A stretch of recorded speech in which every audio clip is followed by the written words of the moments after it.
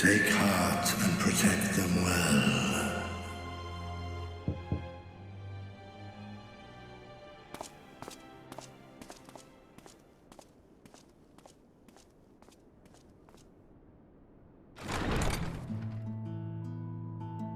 Good, you're here. You haven't eaten yet, have you? We've bought quite a spread if you're interested. Only the finest dining from the last stand.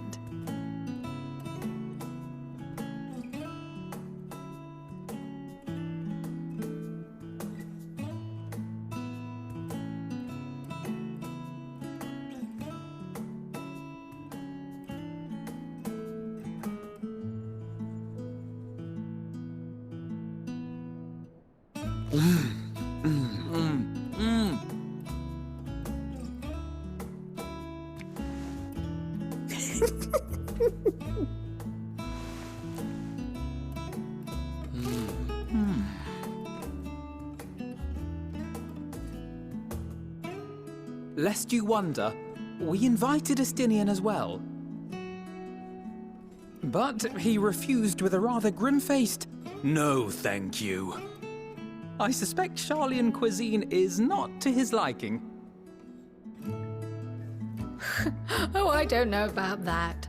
Perhaps our lone wolf just needed some time apart. What? To perfect his brooding stare? Next time, I'll drag him out by the ear, sit him down in front of a Sharlayan feast, and see that he eats every last bite. An excellent idea. Of all people, warriors must take proper meals and rest if they are to maintain a healthy constitution. Poor Estinian, beset on all sides.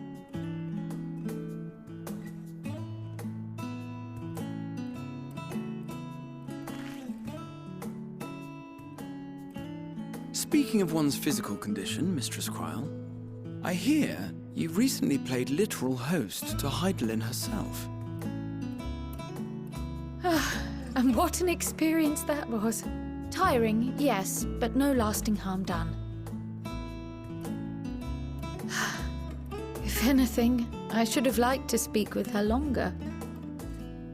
I've not felt a hint of her presence since.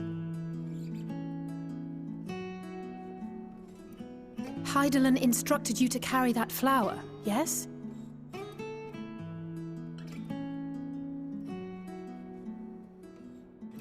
Twill be your guide, test and proof of your conviction. And then something about seeking joy in darkness, was it? Come to think of it, isn't that what happened with Nidana back in Radzat-Han? The flower did seem to radiate a joyful glow, as if reflecting the elation we all felt, the relief of a people with renewed hope. Indeed, and in turn, I felt buoyed by that radiance. 'Twas akin to spotting a beacon and knowing we were on the right path. I know we've not yet triumphed over the Telophoroi, or learned the full breadth of the Forum's plans. But even within the midst of our struggles, we find small moments of joy to sustain us. Rare and hard-won perhaps, but it is this pursuit of happiness that gives us the strength to carry on day after day.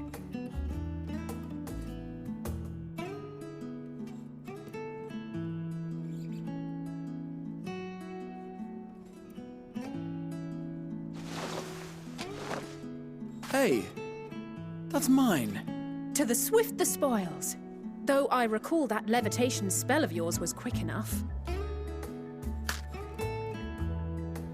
Only barely. And even at my best, I'm still too slow to wield it effectively in battle. Mayhap I simply require more practice with this new magic. You unearthed it from the depths of Numenon, I presume?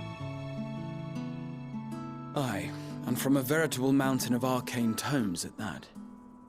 'Twas necessary to facilitate my solitary explorations. To put it simply, you used it to sneak around the forbidden archives. Yes. Well, after a fashion.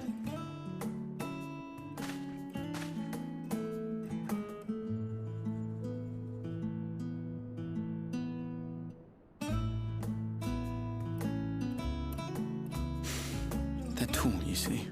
The shelves, they're too tall for me. And I could hardly move the library's platforms without attracting attention now, could I?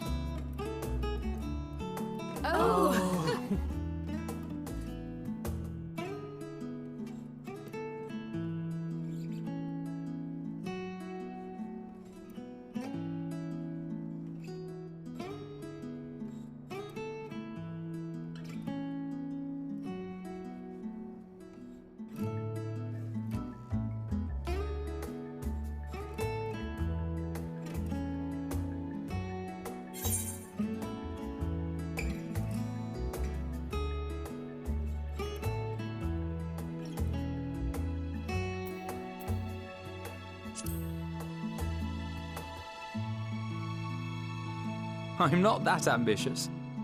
But 'tis pleasant to idle away the hours every once in a while.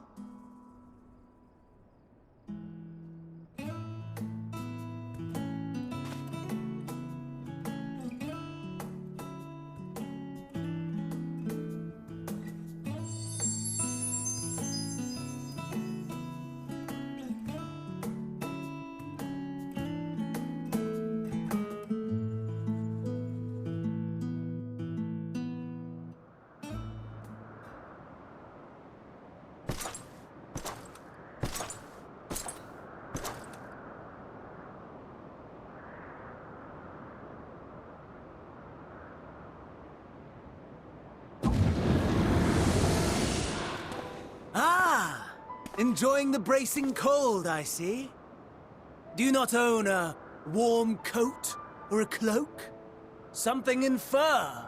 Or fashioned from the skins of your enemies? Or...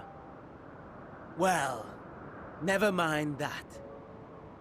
I come to you once more as the bearer of bad news. Our tower in Thavnir has been toppled, and I need not tell you by whom. Given how many we have at our disposal, the loss of a single spire is hardly fatal to our plans. It does, however, slow the rate at which we siphon the ether. If they continue to preoccupy themselves with the towers, then all will be well. But should our foe prove bold enough to strike at us here, then the timing becomes questionable.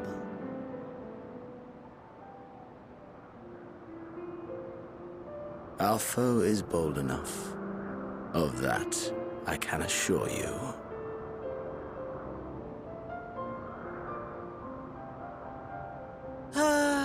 Yes, very well then. I suppose I must prepare a proper welcome. Honestly, talk of your nemesis is the only thing you seem to enjoy. Does nothing else spark your interest?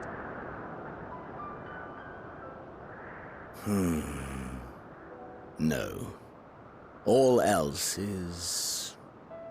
equal. Equally tedious. Equally disappointing.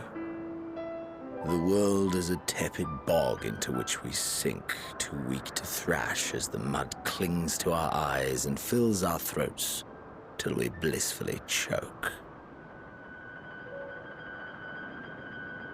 But then came the light, blinding and pure and hot, so very hot, enough to set my soul aflame.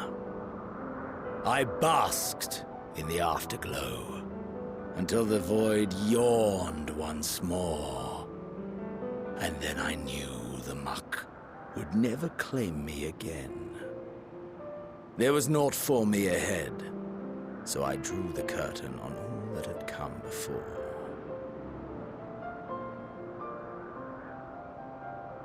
Burn. Burn. Let the whole star burn. I will have my contest. I will reclaim my moment.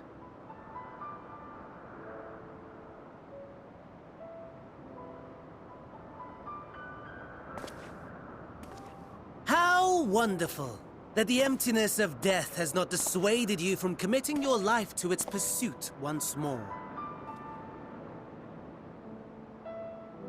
I don't know whether to envy you or pity you.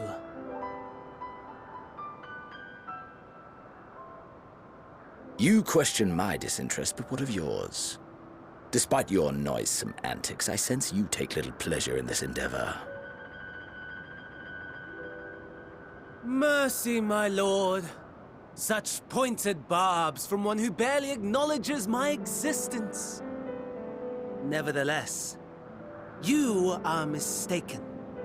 For I do find this part somewhat enjoyable. You see, when I was mortal, I would always have the same dream. It was a fragmented thing, disjointed, all the faces incomplete. The setting, too, was unknown to me, so I thought it simply a fantasy of my sleeping mind. Until one day, I realized it was showing me the truth. Much as your dream of the final days enlightened you.